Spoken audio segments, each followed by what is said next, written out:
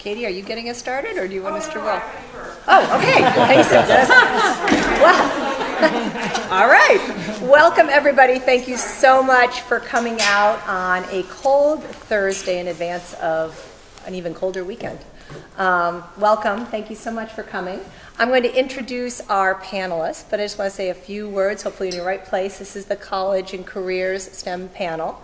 And our panelists are here in large part to tell you a little bit about what they do. They have very varied backgrounds, and also answer all of your questions as it pertains to both kind of college selection, going through college, and what to do after college.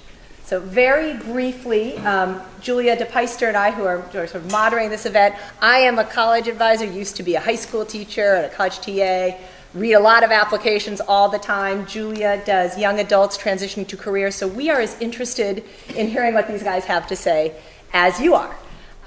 So please, as you listen to what they say in their introductory remarks, we'll fire off a couple of questions to get us started, and then we are hoping this will be a pretty interactive event. And in order for our panelists to get a sense of who's here, I'd love to have a show of hands. How many of you are parents of current college students? You have a kid in college already? Great. How many of you are parents of high schoolers? Okay, and how many of you are high schoolers? Okay, and how many of you have no idea what you want to do? It might be STEM, it might not. Couple. But and a couple adults too, yeah? I love reinventing. All right, excellent. Well, without further ado, let me introduce our panelists. I'm just going to go from my right all the way down. So, I have to read a little bit. All the way at the end is Norris Boyd. He is a senior staff software engineer at Google. He is an infrastructure technical lead for the Google app on Android. And before Google, he worked at companies including Netscape and Apple, and holds degrees from Princeton and Stanford. Immediately to his left is Alex Cannell. Alex is our somewhat recent Wellesley High School grad. He graduated in 2012, attended the University of Rochester, and graduated with a BA in economics and minors in cognitive science and film and media studies. So he did it all. He's your dilettante. He currently works as a data analyst at TripAdvisor, and because I know him, I also know he is setting off in March to hike the Appalachian Trail before heading off to graduate school or a fellowship or something like that. You can talk more about that. Immediately to his left is Dr. Rob Martello. Rob is a frequent flyer because he's just so fantastic. He is a professor of the history of science and technology and the Associate Dean for Curriculum and Academic Programs at Olin College. His NSF-sponsored research and engineering education publications and faculty development workshops explore connections between interdisciplinary education, student motivation, and self-directed project-based learning. So for those of you who don't know Olin College, they really are an innovator both in all things engineering education and in university faculty development generally, I think. Very experiential. To his left is Janine Manning. And Janine currently works as a product manager for the Olympus Corporation. And prior to that, she graduated from the University of Maine with a BS in biochemistry, microbiology, and molecular and cellular biology. She then went to the Harvard University Extension School and got a master's in biotechnology, and worked at a small startup company for 12 years, a biotech startup, where she was able to explore multiple opportunities. She was a research associate, a research scientist, a field application scientist, and a product manager. So again, very varied career. And finally, at the end here is Ms. Crystal Sekarak. Did I say that right? Okay. And she is a global engineering leader at Procter & Gamble. She has worked on multiple Procter & Gamble brands internationally. I know that you've worked in Brazil, which is a favorite country of mine. She has over 25 years experience in capital program and engineering management, along with critical technology development skills, and is focused on improving product production. And you got your BS from North Carolina State? I did. In mechanical engineering? I did. Fantastic. So we have quite a panel of experts. You can ask them questions about college, about careers, about the science, life sciences, engineering, whatever it is that you're interested in. Alex has some data analytics going on at TripAdvisor. So you've got a lot of people to ask some pretty productive questions to in terms of what majors should you look at? What are people looking for new job entrants or internship applicants?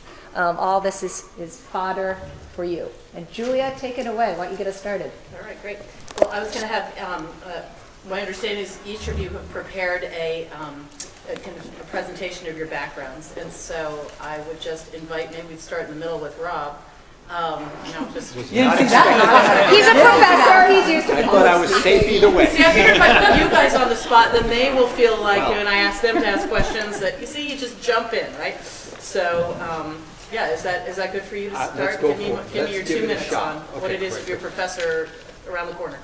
Yes, right. So it's a little bit about myself is the idea, little bit about right? yourself And I've would be got a great. little piece of advice later Yes. too, right? So I have a bizarro world trajectory, right? So as an undergraduate, I always loved science, technology, those kind of things. My undergraduate major was actually majors. I started at MIT as a physics major. I switched into Earth, atmospheric, and planetary science. And then for a few years after that, I worked as an environmental consultant because I always wanted to use science and technology to think about people and policies and helping causes and things like that. I returned to graduate school, again at MIT, I was in a PhD program in environmental engineering, thinking that might be a way to get to a higher level of consulting to really, make some impacts. And that's where I remembered the people part of the thing that I loved. So this is something where a lot of people, so the advice that I have is you often think the choice I make in major and so on is so critical and so crucial. For me, I just kept switching as I was discovering what I cared about, what I really wanted to do. So I went in a PhD program in environmental engineering. That didn't quite take. So I exited that with a master's degree and made my final switch into the history and social study of science and technology. So at Olin College, we're a small school. We're like a couple of Frisbee throws away, I would say. Maybe not one, but like a few down. A really good Frisbee player. Yeah, you would not need TripAdvisor, right, to get you here today. You kind of just kind of strike off. And it's not that far away. We're a small school, very innovative, because we use our small size to be flexible and try different things. And I am one of the few humanities and social science people at an engineering college. We only have engineering major options at Olin. And so I am often talking about the social context of engineering and saying you don't usually study just one thing in college. There are many parts of us, many different things that you learn. They all integrate together in terms of the careers we have and the changes we want to make in the world. So a lot of these decisions that seem like life or death are actually less important than the journey that we take. That's something I'm talking to my students about all the time. In high school or in college, you often focus on the purpose. Like I'm in high school to get to college, right? High school will get me into college. I'm going to make the choices to do that. And in fact, what you do in high school matters far more. Like, am I enjoying my courses? Am I doing things that are fulfilling? Am I learning about what I care about? Same thing applies to college. So I might be saying that throughout tonight, just this importance of the journey and finding out what it is that you love and focusing on that. That's great. Janine, can you kind of go from there and tell us a little bit about your background? And Sure. words Definitely. of wisdom are always good. Yeah, so I graduated from University of Maine, had 2 Bachelor of Science degrees. Right away went into becoming a research associate at a small biotech company called Advandex. And during that time, I actually helped develop assays that detected bloodstream infections. So we tried to do it rapidly, and this was great because we could save patient lives. From there, I was promoted to a research scientist. I enjoyed the lab, but realized maybe I'm not as much of an introvert as I thought I was. So I actually moved over to the technical support role where I was able to get out in front of customers, work with our sales team, talk more about the product, and found that I really loved doing that. But this role also kept me in the science, so I still got to do installations and trainings and any troubleshooting that came up with the product, so I still had my hands in that. So eventually we had a product manager position that had opened up, and they said, Janine, you'd be a great fit. You know the product, you have the customer communication skills. Would you be interested? And I said, of course. So I moved over there. So I went from R&D all the way over to marketing, which is more on the business side of things. Stepped into that role. I was able to do both upstream and downstream marketing. So I took control of our current product portfolio, found the best ways to market it, what's working, what's not, what do customers like, what don't they like, but also got to get a better understanding of what are we lacking to be a successful company? What products do our customers need in order for us to progress further? So I got to get out there, talk to customers, get their point of view, build these great relationships out in the field, and I truly enjoyed it. I also got to work across multiple departments, which was great because it really builds your communication skills. So you can actually talk about what you want to do, and sometimes you have difficult situations with people and you learn to fight through that. So I got to work with R&D, quality, regulatory, finance, operations, and during that time I really got to understand what a small company does and what it takes to be a small company. Eventually I did decide to move on to a larger corporation, which is Olympus. There I'm also a product manager. I work with clinical microscopes. I work with pathologists on a day-to-day basis to understand what they want, trying to find new innovative products. So far it's been a great experience for me. I guess the one thing I would say about as you move forward in your college careers, you don't have to have the answers right now. I had no idea what I wanted to do when I started college. My first year, I actually switched my major. In my third year, I picked up my microbiology degree major because I took a course and fell in love with bacteria. I'm a little bit of a nerd, I'll admit it, but it's a wonderful thing. I would say, take full advantage of college, step outside your comfort zone, interact with people, do summer internships, co-ops, build relationships, because you never know when one of those old relationships might come back and help you get a job that you really want to get into. So just really go out and try to network as much as you can. So that's what I have. That's great. Bouncing back and forth, Alex, and you. Sure. So I'm a little bit earlier in my career than everybody else on this panel. When I was at Wellesley High, I knew I leaned a little bit more towards the STEM side of things, though I really loved all of the opportunities Wellesley afforded us with our tremendous English program. So I was torn between Wesleyan and the University of Rochester, but because I wanted to go more STEM, I ended up choosing the U of R. But as everybody here has been saying, I didn't know what I wanted to do, and I experimented with as many things, as many classes as I could my first year, just to get a sense of where I wanted to go. I took courses ranging from philosophical ethics to French film to microbiology, just to get a sense of where I wanted to go. By my second year, I had discovered a few interests that really, really drove me. So.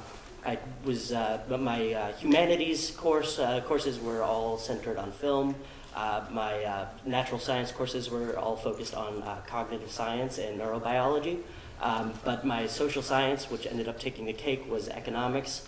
And everybody tells me that it's such a weird combination of courses. Like, what do these things all have in common? But to me, they're all different lenses to look at how people interact with their environment.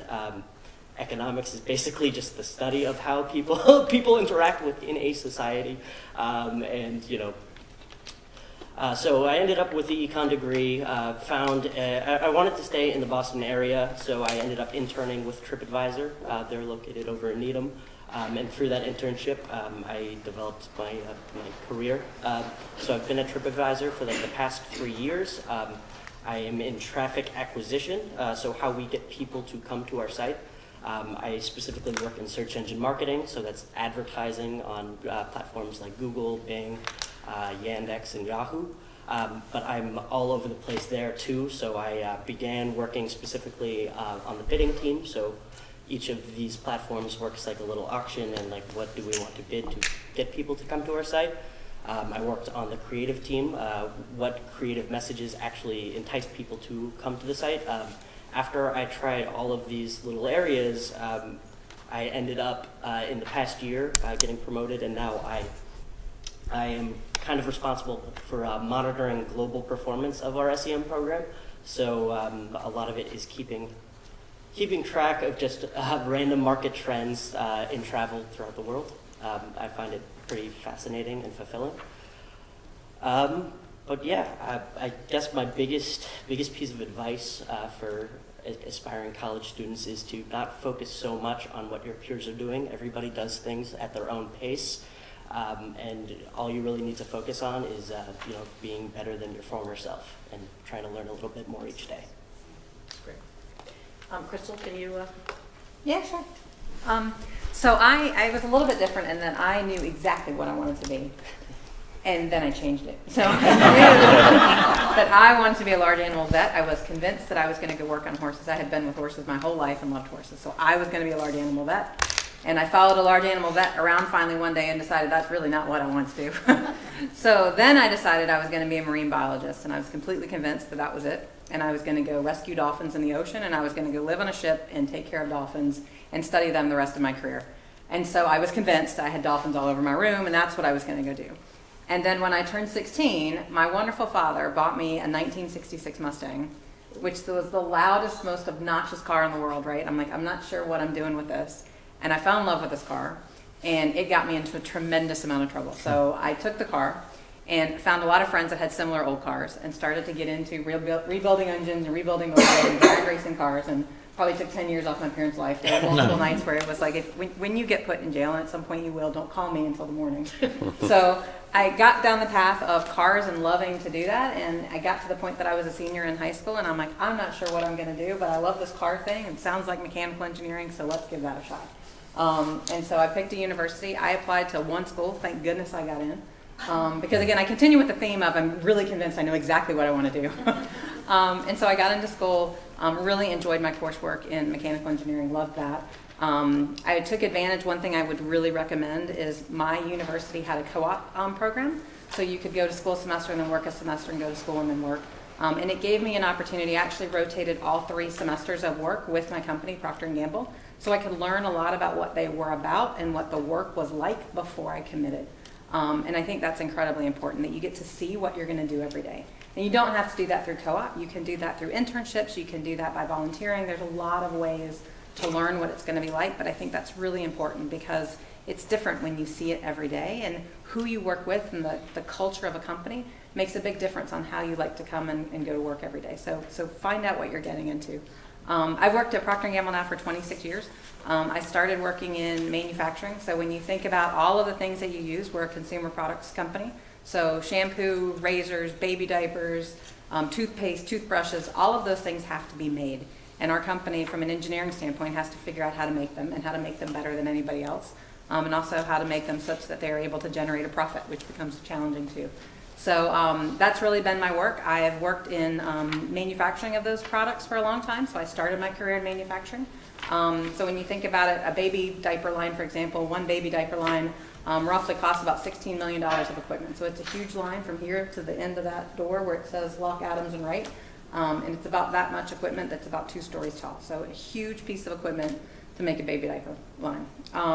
And I did that for a long time. Then I did process engineering for a long time. I've done project management, worked with a lot of money and managed hundreds of millions of dollars in projects, and have really enjoyed that. I've been able to live in Germany for 7 years, which was amazing. I raised my daughter for the first 7 years of her life in Germany, which was great too. I've been able to work in Mexico and Brazil and gotten to see a lot of the world. So really have enjoyed the technical work that I've done, and it's been great. And I totally echo your point around it's a journey, right? Enjoy the path. I think there's so much stress today in everything and all of the pressure that you have. You get one chance through this world. Enjoy every day. So it's a journey. There's no right, there's no wrong. I think there's a lot of pressure that gets put on all of you, both parents and children alike. And I would say it took me a while to realize that it really is about the journey, and there's no right or wrong, but enjoy all of it. Ross, can you Sure. Is that clean up on that? Yeah. So unlike the other panelists, I thought I knew what I wanted to do, and I did that, and I've only done that one thing. So I started off majoring in computer science. I got a graduate degree in computer science, and I've worked in the software industry for my entire career. But one interesting thing that maybe is a little bit different than what other people have talked about is that I remember as a senior in college, I'll admit I graduated in 1989, and as a computer science major, I had an email address. And my friends who were not computer science majors made no end of fun of me for having an email address because they're like, who is going to send you mail? Other geeks? And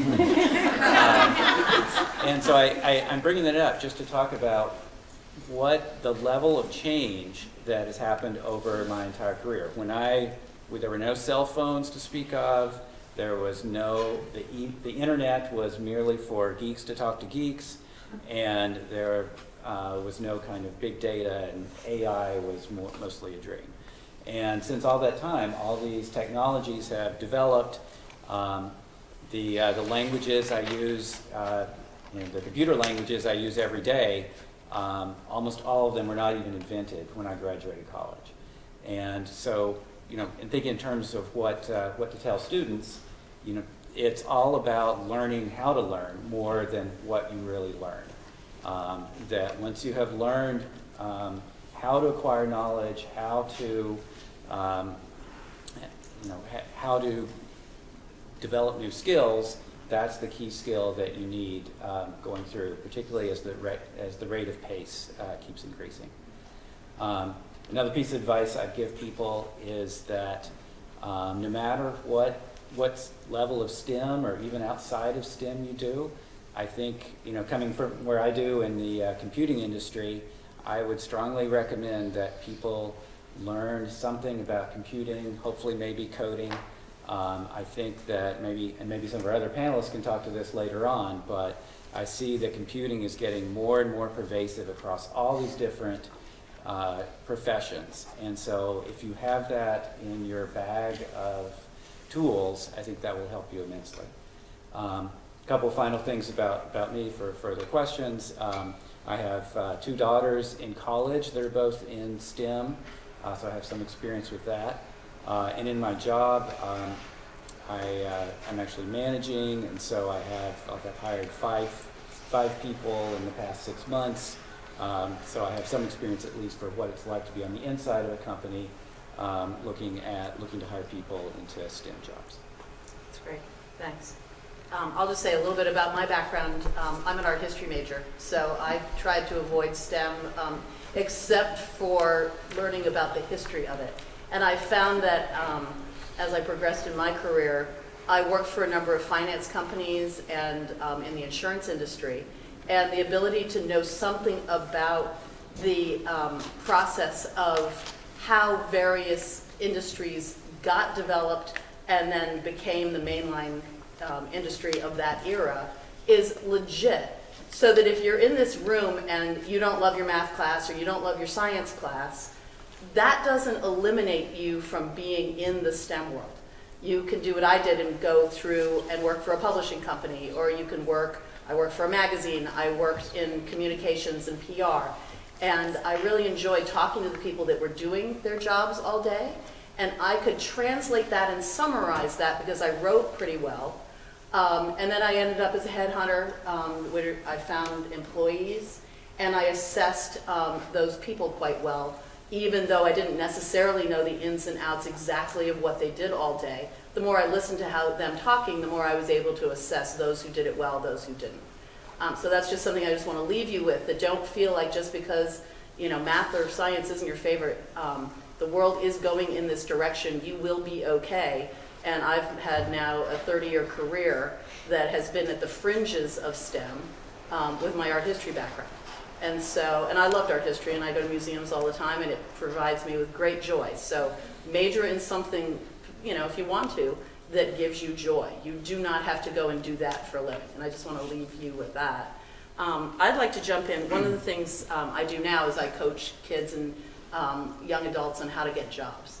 And one of my favorite questions to ask them, but also ask panelists, is a book or a movie or a television program that you think gives people a good sense of what a career is really like. So that could be a hospital program, that could be a book you read on job searching when you were a young person, like What Color Is Your Parachute? So if you want to jump in, that might be just a helpful place to start for people who are 12 to 25.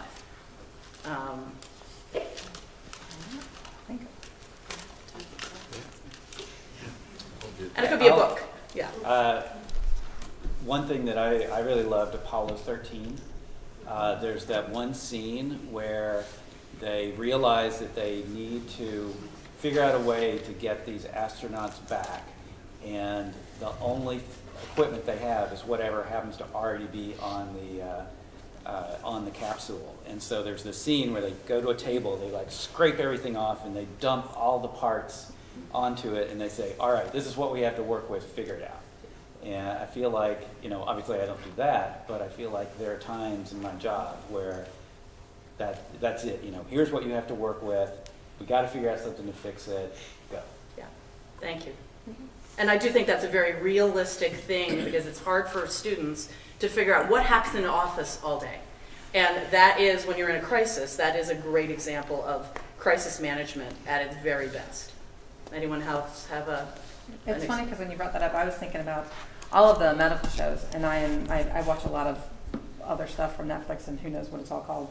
But that reminds me, you're reminding me a lot of that. I'm not in the medical profession, but just the amount of, call it contained chaos, I think is what a lot of us experience every day, right? And so every day is a bit of a crisis. Everything is a bit of an emergency. So when I come in, I don't really know what my day is going to be like. It's usually what's not going well. So there are a lot of people out there that manage things that are happening very well, and usually by the time I hear about it, it's not going well.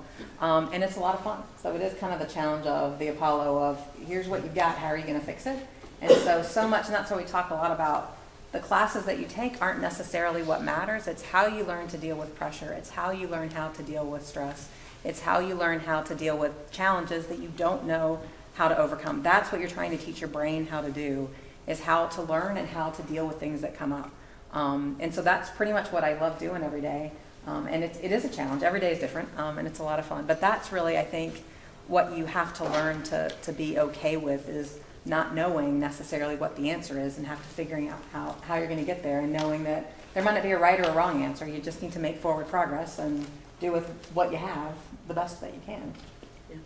Rob, you want to jump in on? Yeah, I was going to. Well, the first thing this sounds lame, right? But I was thinking Apollo 13 myself, right? So I was going to take, so I will not copy that answer. It was a beautiful answer. I was thinking of it as an example of projects, right? You know, because we often think of math and science as, oh, I'm handed a problem, let me solve it pretty quickly. And in the real world, actually, there's more like, oh, gee, I have a few resources and some boundary conditions, there's some time pressure, you know, so it's different than what it might feel like in an intro physics class or something like that. So kudos. But again, I'm not going to steal that answer, right? So that's it. Also say, I like what you're saying about how you have to deal with unexpected challenges, such as I was given a long list of questions to prepare to answer. That question was not on the list. This is life. Okay, there you go, out of nowhere. Right? So, but I've got one book actually that's interesting. It's a nonfiction book. It's called Inviting Disaster. I believe the author is James Childs, but I'm not 100% on that. But it's a book about when technologies go wrong. And I find that an interesting one. It's got a bunch of case studies of different technologies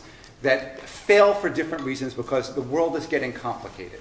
Technological systems are getting complicated. So what happens when a technology is not working well? So they have things like Apollo missions, that Apollo 13 actually is one chapter, but 3 Mile Island, but also smaller case studies, just plane failures and how people prepare for that. And I found it really interesting, just as a way of looking at the side of technology, the non-heroic side sometimes, right, that we don't imagine when you picture yourself like, you know, solving some great problem, but actually dealing with a problem or creating a problem and having to get out of it. So Inviting Disaster was the name of that book. It's also really readable, and I think there's a public television series on it too, which sort of expands some of those case studies into like a series of episodes. So I think you could find it in different media also. I don't know if you don't have to answer the question. We can move on. So if you have an answer, great, jump in. But all right, and then I'm going to ask one more question, and which I think is really, really important here. Again, not on my sheet, but I think it's an easy answer. And that is, I think a lot of times students feel that all day long in a job you're doing something that is really interesting to you. And I'd just like to hear from the panelists, what percentage of your day is spent doing something where you're deep in thought on something that matters to you? And what percentage of your day are you managing tasks that may not be your favorite? And you don't have to tell us what those are, but just how does your day flow go so that students maybe understand why when you're assigned some homework it's completely disinteresting to you, and then you're assigned some other projects and maybe it's very interesting to you, and that in fact that gets mirrored out into your adult life, and that's part of what you're practicing. So that the frustration you might be feeling, you get to sense that there is some reason to practice that. So that's the reason for my question. So Alex, you mind jumping in on that one? Yeah, I suppose. A lot of pressure on that one. But I would say 20 to 25% of my time is spent doing things that I find truly fascinating, and the rest is getting things done that we know need to get done, and so we go ahead and do them. Whenever I get a chance or see a project or a problem that really looks interesting, I jump on it as soon as I can.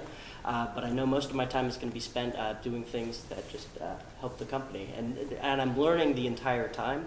And though it may seem tedious, I know homework when I was at Wellesley High seemed rather tedious. I learned, I learned that it is good for you to be able to, even if it's not the most exciting thing, is to throw 100% of your effort into it. Is there something you say to yourself that gets you motivated to do something? I mean, how does one get oneself up to do the thing that one doesn't want to do? That's life's question. This may sound a little. One of my favorite philosophers is Albert Camus. Albert Camus. He wrote an essay called The Myth of Sisyphus, and Sisyphus basically was tormented by the gods. He went against them, and he spent all of his time pushing a boulder up a hill only to watch it roll back down. And that defined, to some extent, Camus' philosophy of absurdism, which, from the outside looks rather bleak. But towards the end of the essay, he really pivots 180 degrees, and he says that he imagines Sisyphus happy. And so when you feel like you're just pushing that boulder up the hill, a lot of life is just, you're working, you have similar projects day to day, but you imagine Sisyphus happy. So it's about what you're doing outside of the job. It's about thinking that it is all, and it is all moving towards something. Yeah. Any of you want to jump in on that? Yeah, I would say the other thing I would add is, I think as you look to pick a company, I think all of our companies have things that we have to do every day. I think it's important to pick a place. If you like to have the ability to kind of challenge that status quo, that you're in a culture that accepts that. So we have a lot of things that we have to do every day, but I work for a company that's very willing if I come to them and say, I'm doing this every day and there's got to be a better way, and here's what I think the better way is. My company, for the most part, jumps in and says, great, try it. If you can figure out a better way or a more efficient way to do it, please figure out how to do that. And so that adds a little bit more fun to the monotony of the task that you have to do if you know part of your work is trying to figure out how to optimize those a little bit better so that they're easier for the next person. I would say I'm to the point now, I've worked for this company for 26 years, so it's been a long time, and I'm in a very different position than when I started. At this point, I would say 90% of the work that I want to do is because I want to do it. And 10% is probably just getting things done that need to get done. But a lot of that is still coaching and developing and still dealing with a lot of challenges that come up every day. But I'm at a good point now, but I've kind of come through that for 26 years. So That's great. Either of you want to add in on that? I would say 2/3 of my job right now is doing things maybe I do not want to do. But being fairly new to the company, it's been a great experience. I'll get a call from a sales rep. Hey, this pathologist is looking for a configuration and this is what they want to do with it. And I'm sitting there going, all right, this is my product line. Oh, but I actually don't know the answer to this part either. So then I have to go out and research it. So it's now making me a better product manager and a more knowledgeable product manager about that. Plus, I'm understanding what the customer needs are. So as I'm going out and doing what I want to do and finding new products, I'm also, during this 2/3 of the time when I don't want to do it, learning what customers want.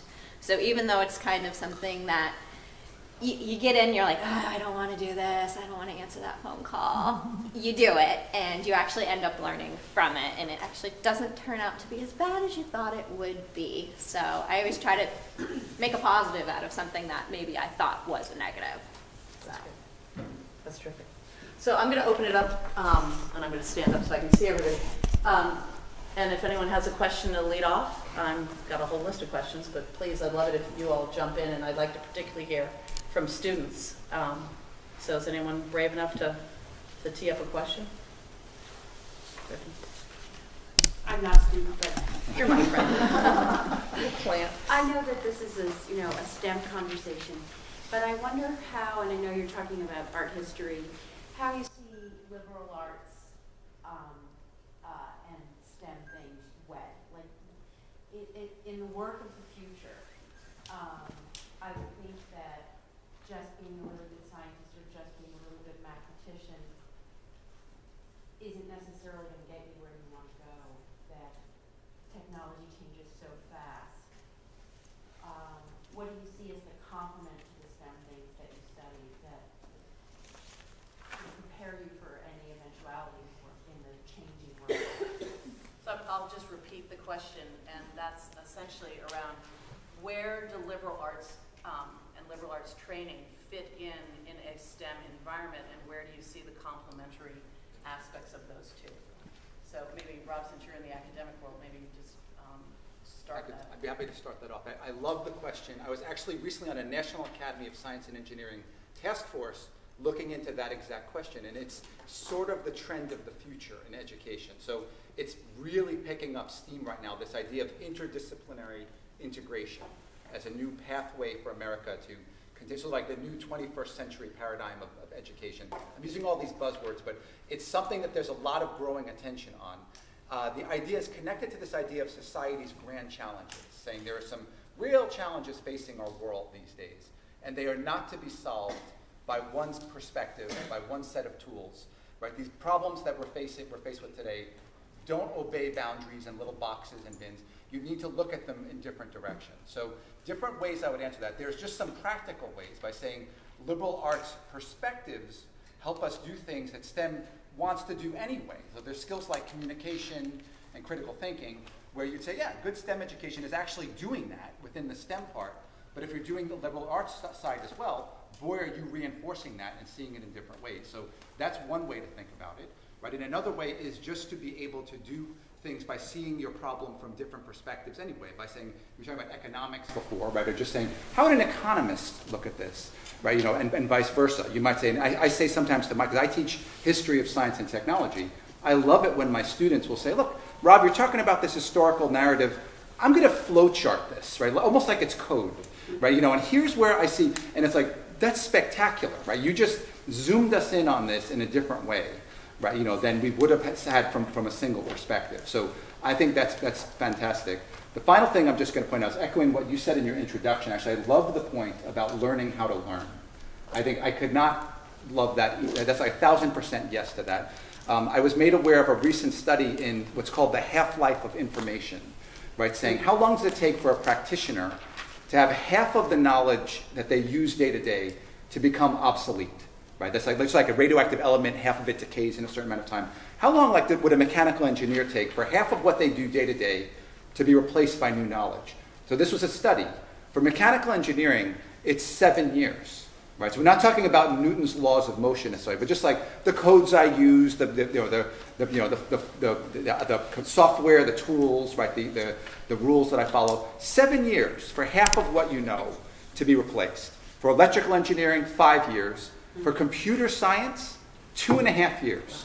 Right? Less time than it takes to go through college. Right? And you were mentioning, right? Whole, I learned Fortran. Well, we don't do that anymore, right? Here's my operating system, gone, right? So it's this idea of how do I learn how to learn, right? That's why I love everything you were saying. Using a liberal arts perspective in addition to STEM gets you to that learning how to learn, right? You're learning in different ways, different types of challenges. Your mind is staying flexible. So I can't emphasize enough. Like I really think that's the way a lot of this education is going. That's right. Anybody else have a weigh in on that? I was just going to add, at the end of the day, a lot of us work on products or inventions that the only way they become useful is if people use them. And so for people to be able to use them, they need to get to the market. And to bring something to the market, it takes a lot more than an engineer. And so at some point in time, you need to be able to work with a lot of different people with a lot of different backgrounds to get your idea into someone's hands so it makes a difference in their life. Marketing, finance, a whole array of disciplines to get something done. So I think it's really important to understand just a range of backgrounds and knowledge and to be able to communicate and collaborate with people that have a different background than you from a STEM standpoint. Well, you just hired 5 or 6 people. What were you looking for in those people? Well, these were all... I'll just repeat it, but that's a great question. What do you look for, directed at somebody who is at Google, in terms of hiring, since he's just hired 5 people? Yeah. Well, this was a case of hiring software engineers. So I looked for people that had good coding skills, also good teamwork skills, but was for a fairly specific role. Can you go a little bit into, when you say teamwork skills, Yep. How do you start at age 12, 13, 15, 20 and start to develop yourself as somebody who can play on a team. And maybe you can address introverts and extroverts, because they maybe have a little bit more, a different, key in, and then we can maybe tee that up for everybody. Yeah, that's a good question. I mean, there's certainly a lot of, I think the extracurriculars that you get at school are probably some of the best ways. I mean, people do talk about sports, but I think also theater, music. When I was in high school, I played in the band. I did trial law, mock trial law, and Scholars Bowl and things like that. There were a bunch of teams I was on, as well as soccer.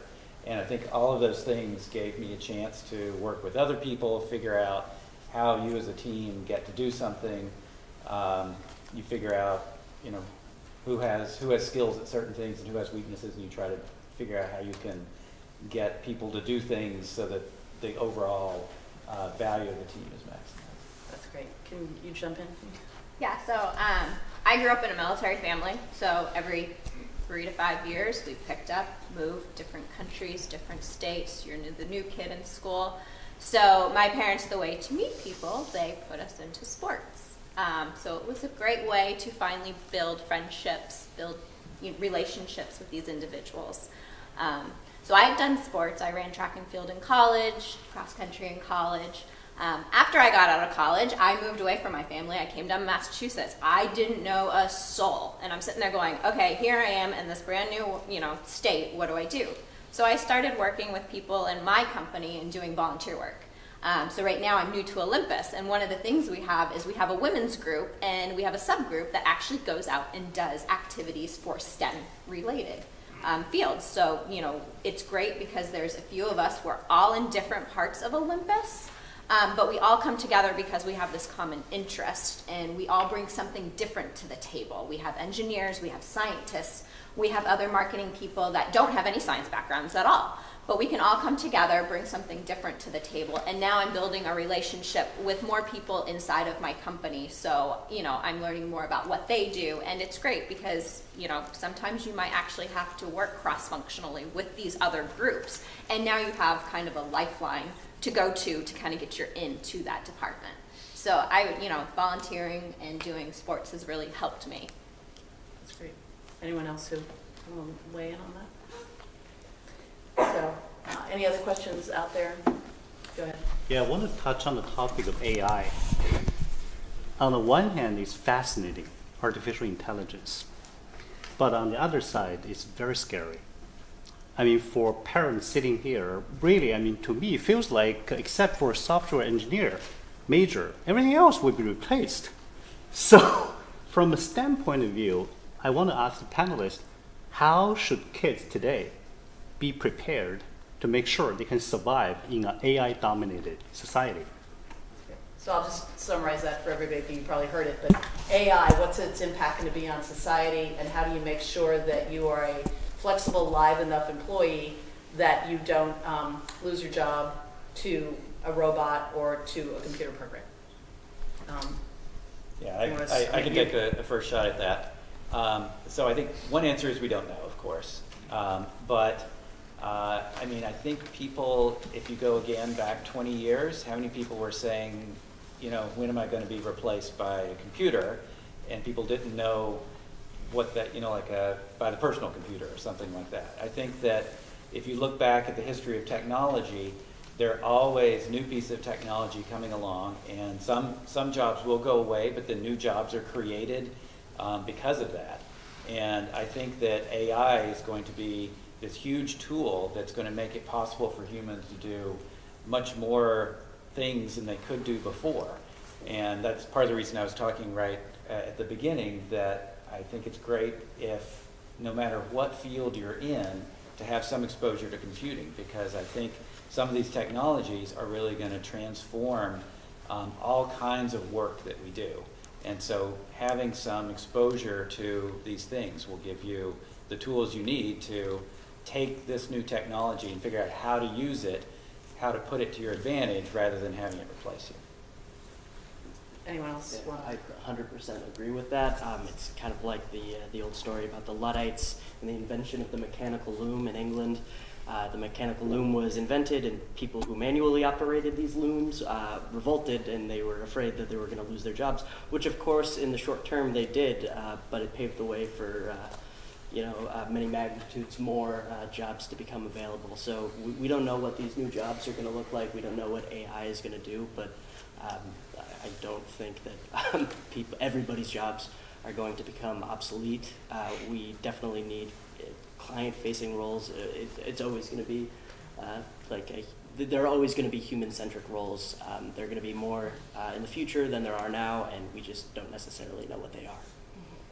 I want to tie that back in also. I was just at a conference that was talking about this specific issue.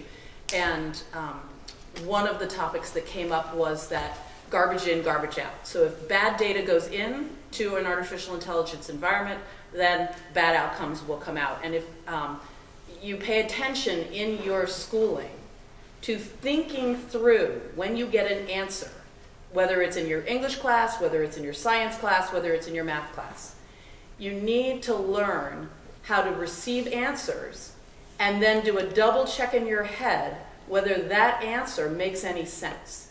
And what humans will continue to do in this environment will to be living as the filter to make sure that whatever is being spat out to us by computers actually makes sense. So the example that was given was a computer program that was bought, that was looking at resumes, and it was looking at resumes from computer scientists, and it was all developed by AI, and the list of candidates that was being spat out was 98% men, 2% women. And somebody who was reading that data was able to say, well, that makes no sense. We don't want to have no women as candidates. What is it within the AI programming that allowed this smart learning machine to just filter out men and give that to us? And they went back in, and then I realized that there was a common assumption that the lion's share of people in the computer science industry are men, and therefore, in order for this machine to go as efficient as possible, it got rid of anybody with a female name. And it took a human being to see that, and by reading that data. So that's my point about it. And what you will find is when you have a boss, you will do a spreadsheet or you will do a data paper, and you will hand it to them, and they'll say, oh, no, right here, wrong, you got it wrong, right here, it's where you went bad. And they'll hand it back to you, and you'll say, oh my gosh, I worked 40 hours on that, I cannot believe this has happened to me. Well, how does that boss know that? They know that because they have done this so many times that the data just jumps off the page to them. And so we, as humans, if we're doing anything in our homework, anything in building our assumptions, anything in building ourselves as learners, it is learning how to discern correct data from not correct data. And I know we talk about this in the media a lot, but this is also true. So if you go home tonight and do some homework, ask yourself that question when you are putting your answers on the piece of paper. How do I know that this is the right answer? How is it that I'm discerning that? And that was the coaching that we were getting from this really interesting panel, which included some senior people at Microsoft, a woman at Lawrence Livermore, and that's what she said, what these women were saying. And I just thought it was really, really instructive. So sorry to pull forth on that, but it was pretty useful to say that's what the human's role is going to be. I don't know, Rob, you must have. Well, I have lots of. I love the answer. I mean, just to say something a little bit different and briefly, and I want to get to other questions, is that the AI question is very prescient, right? That's a new technology. It's not the only new technology. There are many technologies like that, things we're not even aware of right now that are going to change the landscape, right, going forward. So education is sort of trying to keep up with that, with this idea of the concepts we've been mentioning, learning to learn. There are certain fields like design. You were talking about product design before, just being able to design things. There are certain skills and techniques that are beyond one specific application. We're saying if I learn design skills, I learn to deal with ambiguity. I learn to look at an unformed problem and make some order come out of it and take that forward. Similarly, the liberal arts angle on science and technology would allow a student to adapt better when things are changing. You might say, look, there's an ethical component to this, or there's a social context component to this. Even if the AI is getting more advanced or some other technology is getting more advanced, I still add value to the system. because I have this broad range of skills. So I think that kind of thing, so there's these different frameworks you learn, right, in some of these STEM programs that are hopefully, especially if the student is aware of this idea of the moving target of what you're doing, can get you a step ahead, saying, look, I'm going to be able to keep an eye on this curve, and be aware that things are changing. I'm not just going to learn content that might become obsolete. I'm going to learn ways of thinking and ways of problem solving that will help me keep up with the changes that are going on and maintain that human role in the system that's really so super important. That's great. Any more questions? Yeah, please. How do you guys recommend getting exposure to all the different kinds of opportunities that are out there? So there's just like, fields in STEM are just so broad, and there's limited opportunity to get exposure to that in high school. So I'm just wondering, I work in the industry, but I'm not exposed to that many options, but how do we give guidance to potential students and give them direction and kind of where to find things that they may enjoy? So I'll repeat that. So it's how, if you know you're interested or might be interested in STEM, how as a younger person will you get exposure to the breadth of what STEM encompasses? And maybe you all could address a little bit about, I know everybody has said a co-op but maybe you could talk a little more granularly about how did you get that internship or that co-op? Yeah, for sure. I think too, I work with the Girl Scouts of Eastern Mass a lot too, and one of the things, because I thought the same thing for my daughter as she's trying to figure out what she wants to do. And what I've noticed, especially as I've looked in this area, the amount of camps and other opportunities that are just out there are amazing. And you don't even have to go to the camp. You can actually just go and start to research what the camps are about, and you start to find lists of all these things that you never even knew necessarily were out there. And I think it starts to get people an opportunity to understand there's architectural camps, there's a lot of camps on different things within the life sciences and within the health industry and the medical fields. So there are a lot of different camps that are really targeting to expose children to what is out there and what's available. And I think even just looking through a brochure and going online and doing some searches, we'll find there's a couple through as well through the aquarium that I thought were really amazing, with just things that that I never even would have thought of before, of telling my daughter to go think about. I'm like, oh, there's amazing opportunities here. So I think that's the one thing in this area specifically. You are really gifted. I grew up in North Carolina. I've lived in a lot of different areas. This is an amazing part of the country to have access to so many of those things. So I think some of those searchings, I think, can help you get an idea of what's out there. And then I would say volunteering and just trying to get out and going and just trying to figure out where you can spend a day or two doing something. You don't have to commit for, a super expensive camp or, months and months of doing work. But if you can find somewhere, a lot of times people, especially parents, would love to take kids and have it's like, hey, come shadow me for a day. So we do a lot of that at our company, and a lot of other companies do too, is just let people shadow them for a day, just to kind of get an idea of what's it like. So I think those are all just some ideas, because you want to start it when you're young. It's much easier. Once you get into college, you're being, talked to by people that want internships and co-ops, so it's a little bit easier once you get into school. But to even start to learn what you want to go into school and study, you kind of have to figure out what that's about. So I would say for sure use the opportunities around in this area. The scouting, both Girl Scouts and Boy Scouts are great. And there's a lot of just camps in general from people that are trying to generate interest in younger students. I know our company spends a lot of time trying to get especially women interested in STEM, because we don't have enough women that we have in our organization studying STEM and engineering careers. So we have to start getting them interested young. So we're starting to really focus a lot on high school students. I'm sure you've got the same issue. To try to get the right demographics in, we've got to start encouraging kids to really be part of this career earlier. So there's a lot of places that are generating those opportunities because they know they have to get kids interested early, or they'll never study it, and then we'll never have access to them when we go to recruit. So there's a lot here. That's great. All the way in the back. So for those of you on the panel that are familiar with Wellesley High School curriculum, I was curious to know if you thought that there was enough engineering and technology opportunities for Wellesley High School students, and if not, where do you think that the curriculum might change and improve? So I think I'll answer that one. You're familiar. So it's been a little while, and I don't know what changes that we've made to the curriculum here. But I think at Wellesley High School and most high schools, I would love to see computer science fulfill a language requirement, or or at least have computer science as a mandatory freshman or sophomore year course. So personally, I didn't take any computer science courses in college. I do code a little bit now, but I had to teach myself along the way.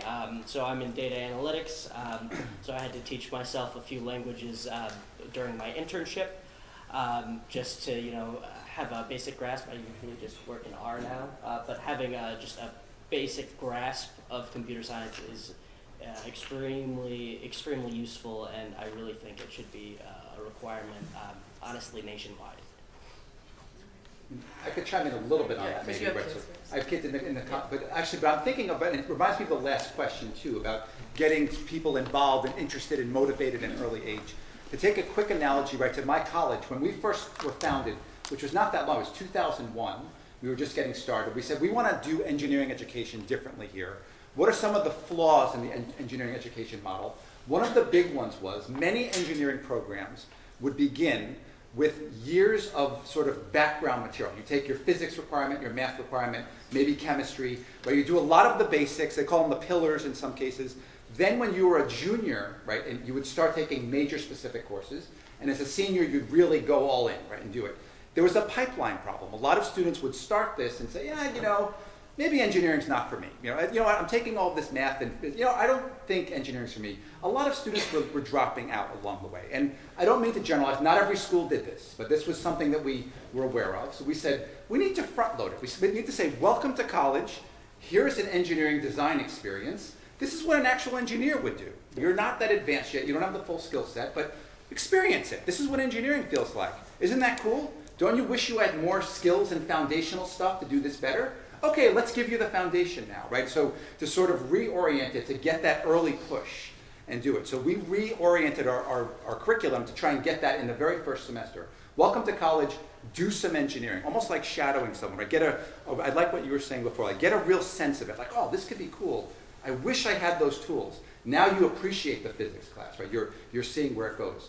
So the analogy being, I would love to see in high school something like that, right? Where it's not some senior year option where you might try something out. This is where I don't know all the details of it, but there's often tracks of math courses and you need to take a sequence, and at the end you might have some choices at the end. I would love to see something earlier, right, to make it easier to want to go down the track. So that's something where, and I feel like there might be clubs that do that for the students who are interested in joining. You might join the robotics club or something and say, oh, okay, I get it. Okay, this is really cool. I want to learn this stuff there. But not everybody does that, right? The club may not work, right, for a certain schedule. So as a curricular question, that would be my proposal, right? If we could just get something early on to be inspiring, right, and do some engineering, but then motivate what comes next, right? And say, got it, let me learn the math to help me do this stuff, to do these applications I was already introduced to.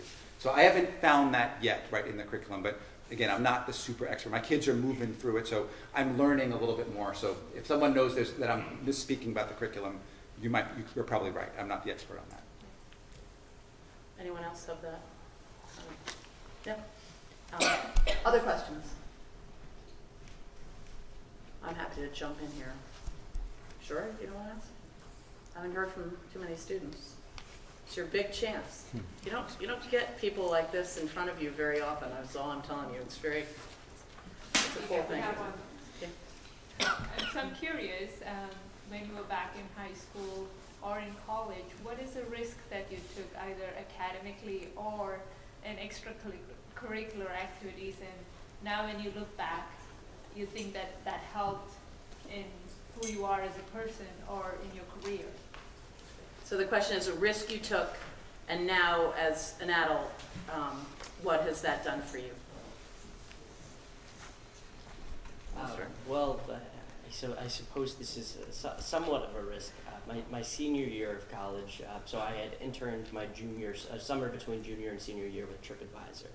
And I decided on top of my course load, which was a little bit heavy, trying to finish up in the 4 years, to work part-time for TripAdvisor from school. And I think maintaining that relationship throughout the course of the year, even though I was working maybe 10, 12 hours a week, really helped forward my career with the company. So taking on extra work, even if it might seem a little bit difficult at the time, is definitely one way to do it. you know, yeah. That's great. Do any of you have a? I mean, I would say step outside of your comfort zone. So like I said, I started off in R&D. I was fairly shy, quiet individual. So at least in the lab, I didn't have to talk to anybody. I just kind of did my work, kept my head down. Most of the people I worked with were fairly quiet and shy too. But I realized that I wanted more out of it. So when the technical support job popped up, I was like, you know what, I'm gonna give it all I got, I'm gonna try it out, and I ended up loving it, and I've actually learned that maybe I'm a little extroverted than I thought I was. I learned how to talk to people. I learned from our sales reps, sometimes you're not born with it, you can learn it. Some people are definitely born with it, because some of those sales reps, boy, wow, they can sell anything, they're wonderful. But you learn how to hold a conversation with somebody. Sometimes somebody might not be as talkative as you. You know how to ask questions and really listen to what they say. And I think that's what I've learned a lot. And I think that's the biggest risk I've taken. And for me, I think it has paid off and I enjoy what I do. Yeah. I think that the thing I would add to that a little bit is we talk a lot in industry about failure and how much you can learn from failure and how we need to push ourselves to fail more, actually. We want to fail quick and we want to fail cheap. But there's a lot to learn from failure, right? So that's the balance. And so I think it's hard, especially now, because we have kids that are under so much pressure to be perfect, right? You have to apply, everything has to be perfect. And I think you put yourself under so much pressure sometimes that you forget, you learn a lot when you fail. And we don't necessarily let kids fail a little bit in a very safe environment because that's how they learn. From an industry standpoint, I would love to have a candidate, I hired two, and I'd love to have a candidate that came to me and said, hey, this is what I tried, I pushed really hard, I failed, and this is what I learned. They would come up pretty high on the top of my list of people that understood how to deal with situations and how to make the best of them. So I think trying to find an environment where it can be by taking on more work, it can be by trying something that you don't know if you can make, happen by a fundraiser or by, we started a sorority in college, we didn't know how that was going to go.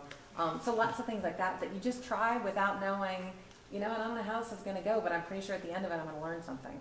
And I think as we try to bring people into industry, that's the mentality that we want. We've got to keep pushing the envelope, and the only way you do that is when you're comfortable saying, it might work, it might not, but if I don't try, I'm never gonna push those boundaries. And I think that's what we really want to develop in the kids that we're hiring. But that's not what our society is doing at all right now. Right. We're training our kids to become very good at jumping through hoops. I agree. That's what they're learning how to do. I can perfectly jump through all these hoops Right. in order to get into this school or this. And I think as a country, it's terrible for us.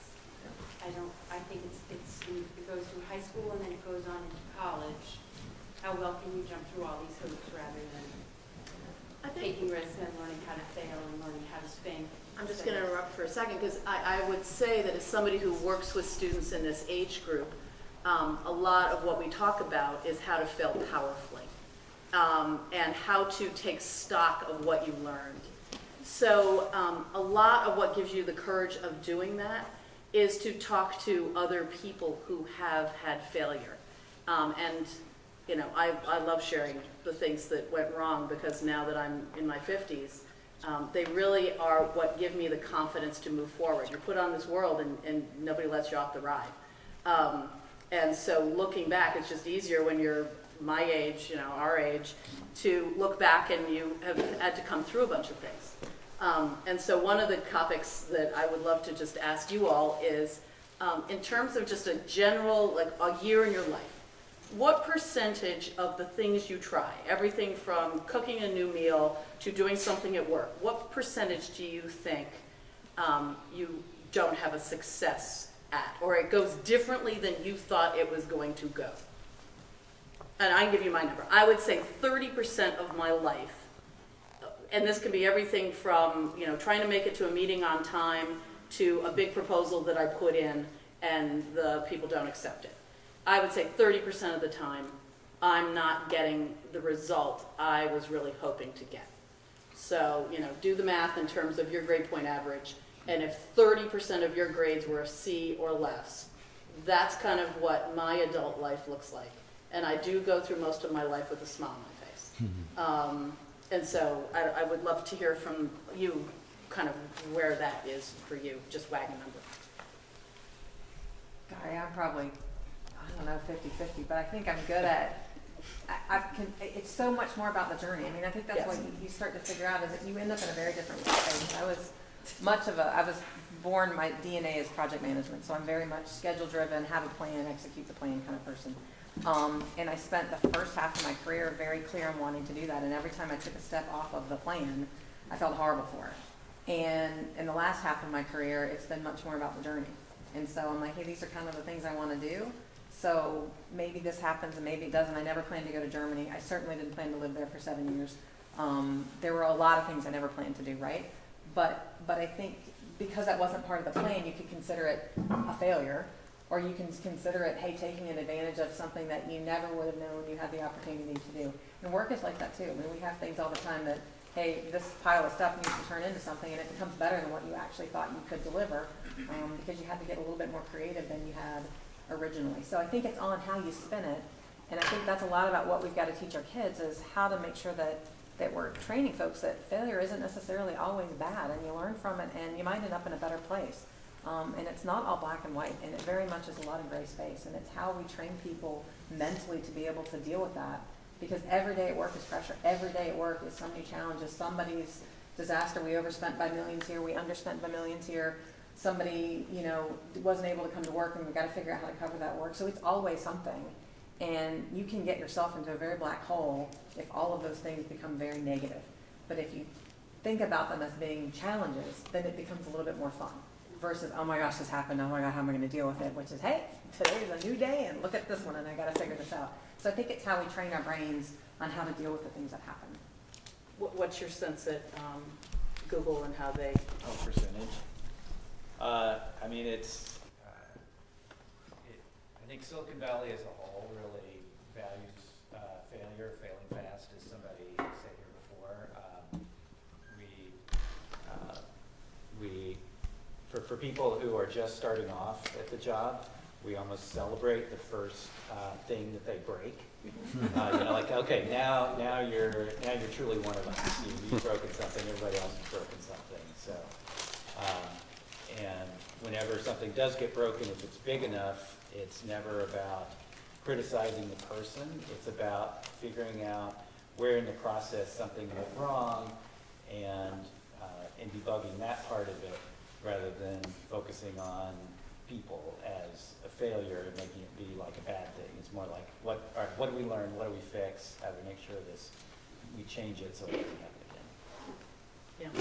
My number would be probably higher than 50% actually, right? But it's an experimental school, and even the courses we run, we're trying things out. We're open to what's happening. It's not what we always expect.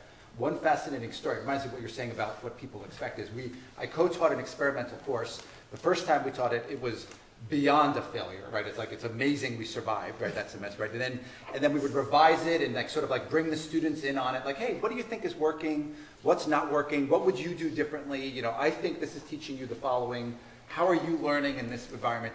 It was a tremendous learning experience. So we iterated the course a bunch of times, bringing the students in to help us reflect on their learning process.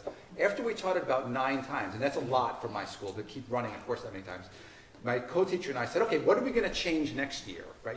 How can we improve it? We said, not much left to improve. We've really figured things out.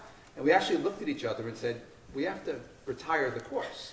That course has served its purpose. It's not failing anymore, right? And let me tell you, for a school that embraces failure, that was not looked upon nicely by the students waiting to take it the next year. It became a very popular course. And we said, we're going to start a new one, right? We've got this thing we have right now. So you get addicted to that feeling sometimes, saying, what am I learning? What am I trying? Right? What can I explore here? How am I growing as a result of this? Versus like, we've reached something really stable that's safe, right? And so it's nice to be able to look at that. But like I said, it wasn't this. I'm making it sound like this triumphant story, like, hooray, you did it, right? It was very controversial, right? Doing that. That was not a popular decision. Saying, look, you had something good. What's up here? What's the goal of the school? So it was something to think about. But I really like what you said about, like, after a while, would you say that it was a failure? It's like, after a while, you don't use that term that much anymore, right? Yeah, and then the other experience is just if it's really, really risky to have these experiences in your academic life, there are all other aspects of your life where you can practice this. And so, just pick something and just experience what it feels like to not be perfect at it. What I will say is, again, from the liberal arts person in the room up here, it is in part what you're learning is humility and compassion for others. So when you manage people, if you have failed and they come to you and they have failed, you don't yell at them. You say, are you okay? Are you going to be okay in this? How are we going to be okay? You're okay. You really are. And that's who gets promoted to manage more people, are the people that are leading in the company and giving everybody the sense that they can charge forward and that they are somebody that people want to follow because they're reasonable, they set good goals, they communicate clearly, and they are accepting that not everything's going to go perfectly, and they make everybody feel okay when not everything goes perfectly because they help you with the workaround. So remember that you, if you have failed, may in fact grow up the ladder in the corporate world faster than somebody who's never failed and has a chicken little attitude, the sky is falling, and that's kind of infectious and pollutes everybody. And that is not what any company wants. They don't want everybody working in fear. It shuts down your creativity, it shuts down your capacity to plan. So they want people who are warm and leaders. And that is part of leadership, is discussing your failures openly and letting other people fail and then leading despite that. I mean, if that is kind of a summary on that. And we don't like it when we do it, and we grit our teeth and we do it anyway, because it feels bad. But we put a smile on our face and we get in there the next day and we don't let anyone know how upset we are. And it becomes kind of fun, like gallows humor. So that is kind of, I think we have time for maybe 2 more questions. So if you've had a burning question with, all right. And I apologize if this was addressed in your introduction, but do any of you have graduate degrees? And if you do, what was the trigger to go get that graduate degree at what point? So that's the question about graduate degrees. How do you decide to get a graduate degree? What's the trigger?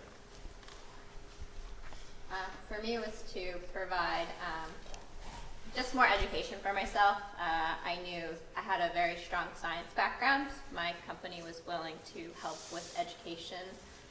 So I decided what I'm really lacking is more of the business side of it. So when they said I had the opportunity to go back and they would help pay for my master's, I figured, why wouldn't I go back and, educate myself? So much has changed since I graduated from college. So I was fortunate enough to go back while I was still working full-time and take some courses that maybe I didn't have a chance to take in my undergrad. So I applied myself in my graduate degree, and it was great because I also worked with other full-time professionals. So in this time, I actually got to apply what we were learning in school to the real life, and we could all talk about what we do as professionals and apply these lessons to our real-world applications. I worked right out of undergrad. So I got my undergraduate degree. I worked for a few years.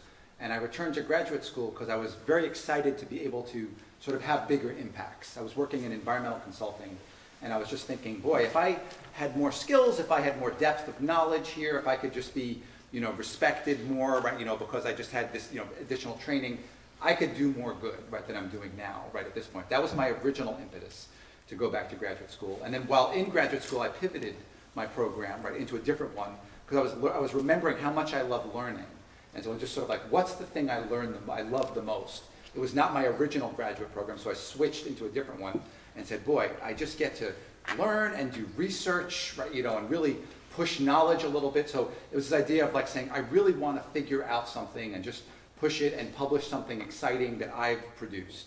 So that was so for me, I have 2 answers just because it was when I first returned to graduate school, I had one idea. And then while in graduate school, I remembered how much I really enjoyed learning. And I really wanted to I just got hungry for that. I wanted just to pick the thing I love the most and just really dive into it and just see how far I could go. So one thing we haven't talked about here yet is mentors.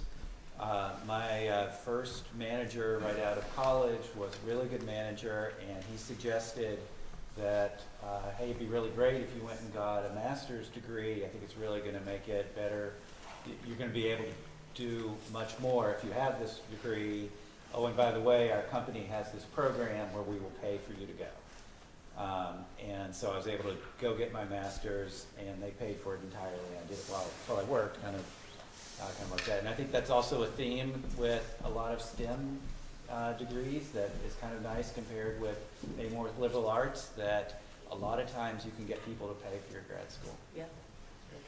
Totally agree. I made a different choice, but I think that point is spot on. In our company, we also offer, graduate degrees that are paid for, and some people have chosen to do that. I didn't. In my career, in my field, that wasn't going to get me a different position, a different exposure to different work, and I chose not to make that investment.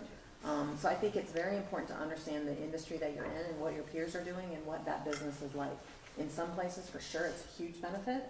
In others, it's not necessarily. So if you have a personal need to go and learn and want to learn, that's a great reason to do it. If you're doing it because you think it's going to get you more at a company from a salary or a benefit or a position standpoint, make sure you understand that company, because they're all very different. And I say for sure take advantage, because so many companies now, especially within STEM, pay for those continuing education degrees, which is a great way to do it. Yeah. It might be instructive for the students. So Alex, you are thinking about graduate school, right? Yeah. So what is your calculus right now? You have these undergraduate degrees, you have an econ degree, you've got a data analytics experience now, you've taught yourself to code. What are you thinking? I'm thinking a lot of things. I'm sure there are those out there that have known exactly what they want to do from the very beginning and go ahead and do it. There are others who have absolutely no idea. But for me, a lot goes into the decision. So graduate school is really happy to just take your money if you want to go, but that's not necessarily going to forward your career. So basically for me, it's about defining what it is that I want out of graduate school. Do I want to pursue a PhD and study economics further? Do I want to go the MBA route in order to expand my network and meet more people? There's a lot on the table, and it's a decision that I'm currently going through now. I will say one thing, again, coaching students of this age, that you can always go visit when you're in undergraduate. If your school has graduate programs, go and sit in on classes. Go and talk to the admissions office in an area that you think you might want to do graduate work, even if you don't do it for another 5 years. And that's a great way to learn. A lot of these places have open houses, and then talk to your friends who have, are, a little bit older than you are, and see where they have gone. And mentors, see where your mentors have gone. So we have one more question, if anybody wants to weigh in. Well, essentially, I just love to wrap it up by asking you all the question of the people that you've worked with or that you've hired. Can you just give a little snapshot on the most inspiring person that you have worked with in terms of, could be a mentor of yours, or just what was it that they brought to the office every day that really made a difference for you? For me, that's extremely simple. I had a guy come in. He was our sales and marketing director. So much energy, so much life. He just, you could be in the worst mood and this guy would just make you smile and laugh. He went above and beyond doing his job. He would admit when he didn't know. So he actually came into our company and he pulled me aside and he goes, I have no idea what you guys are doing, so you need to teach me really fast. So I was like, all right. And, from there, we kind of just built a great relationship. And I was very interested in the sales and marketing side. So I was like, I have no idea what you're doing, so I want to learn. So he definitely took me under his wing. I haven't worked with him for about 6 years. He lives in Pennsylvania. I live up here. He will still answer my phone calls when I call. I'll text him. We still wish each other happy birthdays. We try to, stay in each other's lives. Whenever I do go down to Pennsylvania, I try to go down, visit him and his family, see what's going on, see what's new. Whenever there's jobs that come up, like in Massachusetts where he knows somebody, he's like, hey, are you looking? I have this marketing job that someone's looking for. So it's just a great network, and he really took me under his wing, and it was just a wonderful experience, and I'm so glad that I got to, work with this gentleman. So I'm not going to go with, I never hire people, but I'm going to go with a college professor of mine. So I took an econ elective my junior year of college. money, credit, and banking. And I know you're thinking, wow, this is the most fascinating subject on the face of the earth. And that's what I was thinking when I went into it, but I wanted to learn more about applied economics and like what is really happening in the world. I went into it. I had heard things about this professor before, but I had never actually met him. But there was this tremendous level of enthusiasm and passion that he brought to the subject, even though he talked about how it was one of his like least favorite courses to teach. His favorite course was environmental economics, actually. But it was this crazy level of passion that he brought to it that kind of like inspired me, and I ended up TAing the course the following year, just because of just his energy and his outlook. I don't know, would you like to weigh in?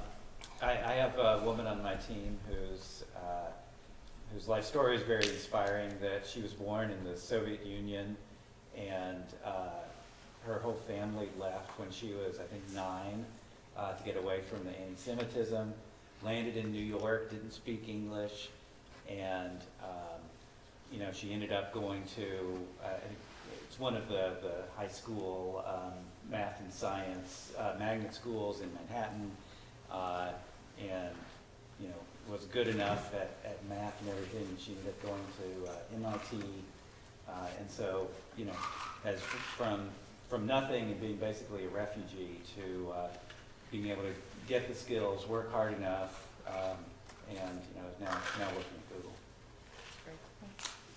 I would say mine was just that I've worked with multiple people, and I think the folks that I've enjoyed to work with the most have been the ones that were really about the bigger picture and about, I want to leave this work, this place, this relationship better than it was when it started. So this kind of trail of positiveness as much as you can, even in bad situations. It's like, how do I bring people up with me versus putting myself up higher by knocking everyone else down. And I think, all of those leaders are people that we would all pretty much throw ourselves in front of the train to be with, because they're very inspirational, and you know that at the end of it, you're appreciated and you're going to end up in a better place than when you started. So I think those are the people that, I've been very lucky to have several of them in my career, and those are the ones that I would work for today in a heartbeat. Yeah, I'm struggling to find just one myself. I've got a bunch came, but I mentioned the story of co-teaching with a person who became a friend of mine. So he is extremely inspirational to me. He's one of these, he reinvents himself. So he was a material scientist by training. He does material science research. He taught the material science part of this course we did together. He reinvented himself as an educational researcher. So he basically, made himself this person who loves educational research. He's fearless. He's just always trying new things and trying to identify what he cares about and just plunges and talk about risk-taking. Right? He models that by just saying, oh yeah, I got this successful career here. I'm going to go in that direction now. I think there's something promising there. And when you see that, you start doing it too. So it's like, if you're doing that, I can try something different. And I noticed that around him, you see a lot of this also, just people asking, what do I care about? Right? If you're reinventing yourself to do the thing you're passionate about, what's my cause in the world? And suddenly you notice everybody's asking that question differently, and the whole vibe changes. So I'll just say it's not just me who's inspired by that. It's like a ripple effect. So I just want to say thank you so much for coming, and I just want to leave all the students with, I hope you'll really listen to that, and I hope that as you go forward in your life, you'll be one of those people for someone, or for a team of people. And I want you to look at yourselves and really, really say, how can I explore the world such that I find something that makes me brave, that makes me passionate, that makes me go out in the world and do things with a confidence and a curiosity that leaves the world a better place. And that isn't just a saying that lives on a tea bag or on a mug or on a billboard somewhere. That is the real, genuine thing that gets us up every single morning to go to work, is that feeling like I made a difference in someone's life. And that could literally be the person at Dunkin' Donuts because you said hi to them and were friendly. Or you noticed somebody that most people don't talk to here at the high school and you went out of your way to talk to them. Practice that now. That's what gets you your job satisfaction, and that's what gets you promoted, is being that person who's aware, being that person that notices the whole team, being that person who's patient. And so I think all of us would want to leave that with you. And then talk to adults, ask them about their lives, ask them about how they got to where they got to. They want to talk to you. And even if you're a little shy, don't worry about it. Ask them their life story, because you're going to discover something that's exciting to you if you're brave enough to just strike up a conversation with adults that you know and adults that you don't. Please start with your teachers. Your teachers have fascinating paths that got them into teaching, and that they are safe and you know them, and they would love to tell you why they do what they do. And that's a great place to practice. So with that, I think we call it an evening, and I hope we do this again, because it was just a really great panel. Thank you so much, everybody.